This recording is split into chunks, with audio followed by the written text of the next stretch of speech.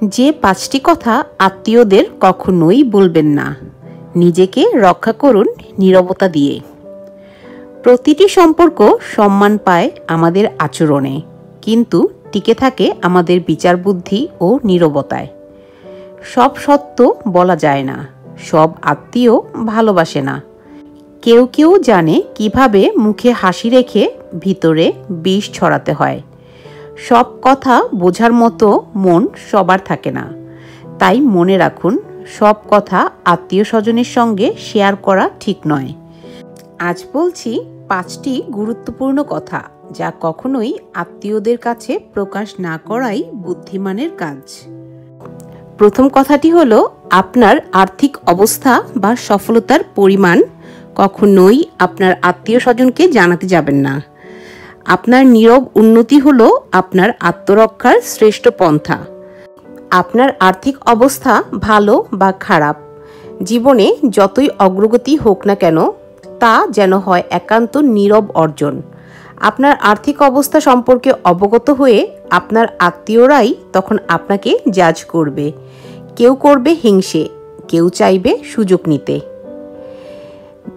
দ্বিতীয় কথাটি হলো, দাম্পত্য জীবনের সমস্যা বা ব্যক্তিগত সম্পর্কের উঠানামা। প্রতিটি সম্পর্কই একান্ত ব্যক্তিগত। তার টানাপোড়েন প্রকাশ করলে সম্পর্কের মর্যাদা নষ্ট হয়। আপনার বিশ্বাসের জায়গা হতে পারে এই আত্মীয়, কিন্তু মনে রাখবেন, অনেক সময় তারা সমস্যার সমাধান চায় না, চায় শুধু গল্প শুনতে। এইসব কথার কিছু অংশ ছড়িয়ে পড়ে অন্য আত্মীয়দের মাঝে, আর তখনই আপনি হয়ে যান হাসির পাত্র, সহানুভূতির না, সমালোচনার টার্গেট। সব অনুভূতি প্রকাশের নয়, কিছু অনুভব শুধু হৃদয়ের জন্যই রাখুন, কারণ নিজের সমস্যার সমাধান নিজেরই খুঁজে নিতে হয়।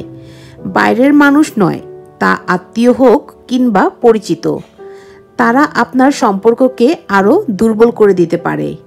আত্মীয়রাও গসিপ করতে ভালোবাসে। তৃতীয় কথাটি হলো, ভবিষ্যতের স্বপ্ন বা পরিকল্পনা। সব স্বপ্ন কাঁচা অবস্থাতেই ভাগ করলে তা ভেঙে পড়ার সম্ভাবনা থাকে।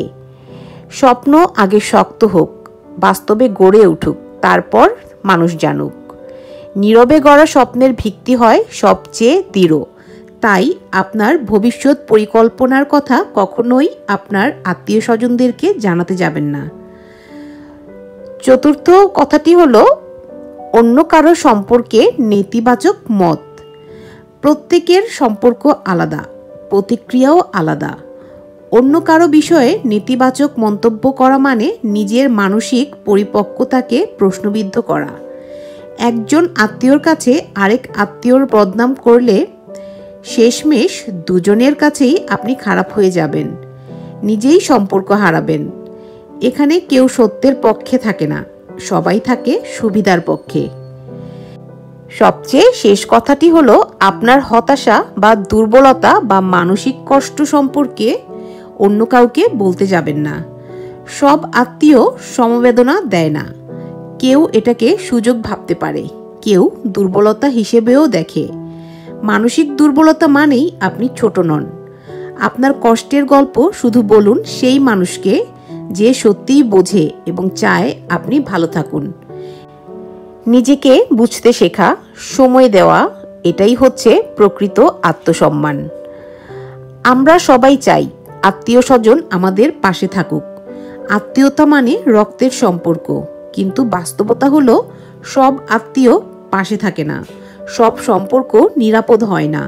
কিছু আত্মীয় থাকে শুধু গল্প শোনার জন্য, জাজ করার জন্য, আপনার ব্যথাকে উপভোগ করার জন্য।